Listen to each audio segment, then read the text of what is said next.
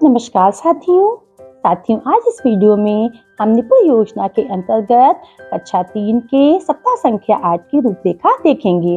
हिंदी विषय के प्रथम दिवस के प्रथम कालांश में आदर्श वाचन के अंतर्गत पंखुड़ी की किताब पाठ 5 का साहसी सीमा पाठ बच्चों को पढ़ाया जाएगा।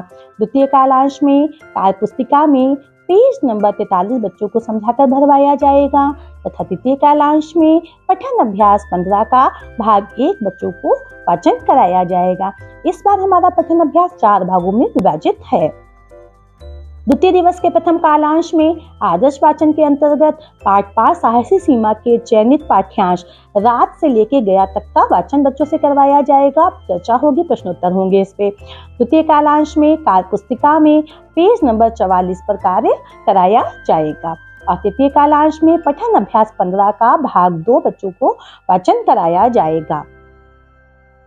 तीसरे दिन के प्रथम कालांश में आदर्श वाचन के अंतर्गत पाठ्यांश सीमा बरामदे से लेकर आता का वाचन होगा तथा प्रश्नोत्तर होंगे। द्वितीय कालांश में कार्य पुस्तिका में पेज नंबर 45 बच्चों को समझाकर भरवाया जाएगा तथा तृतीय कालांश में पठन अभ्यास 15 का भाग 3 का वाचन कराया जाएगा।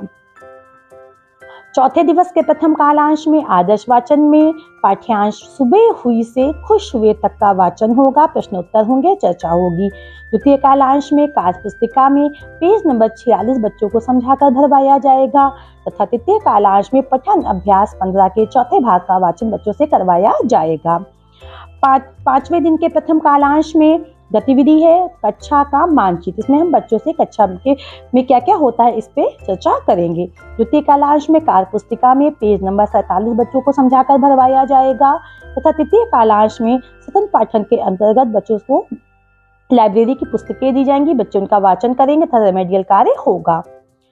छठे दिवस के प्रथम कालांश में अनुभव चर्चा होगी जो कि किसी आपदा पर आधारित होगी। इसमें हम कोरोना काल पे बच्चों से चर्चा कर सकते हैं तथा दूसरे और तीसरे कालांश में बच्चों का साप्ताहिक आकलन किया जाएगा।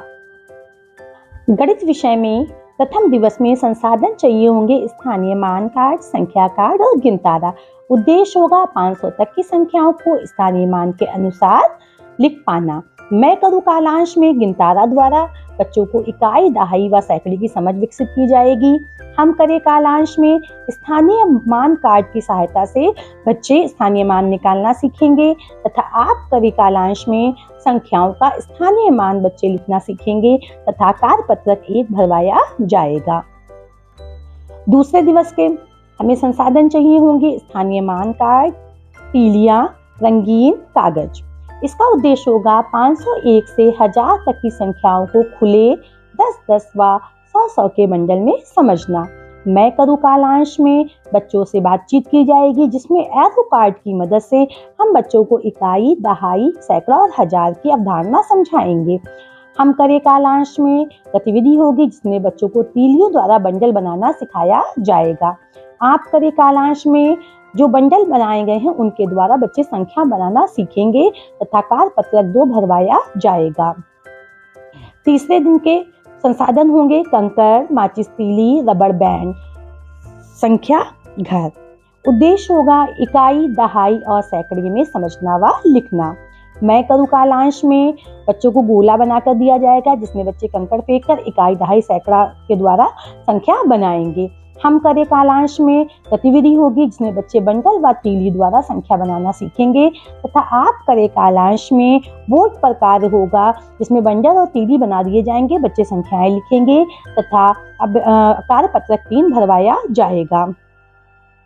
चौथे दिवस के प्रथम, द्वितीय, तृतीय कालांश में इन्हीं 3 शिक्षण योजनाओं की पुनरावृत्ति की जाएगी जिसमें 1 से लेकर 1000 तक संख्याओं को स्थानीय मान में बच्चे लिखना सीखेंगे तथा 999 तक बंडल और इकाई, दहाई, सैकड़े की समझ का विकास किया जाएगा। पांचवें दिवस के समस्त कालांश में सभी बच्चों का कार्य पुस्तिका में दिए गए पत्रक में साप्ताहिक आकलन किया जाएगा। छठे दिवस में साप्ताहिक आकलन करने के पश्चात जो ग्रुप बनेगा उसमें समस्त कालांश में हम कार्य पुस्तिका में पुनरावृत्ति व उपचारात्मक शिक्षण कार्य कराएंगे।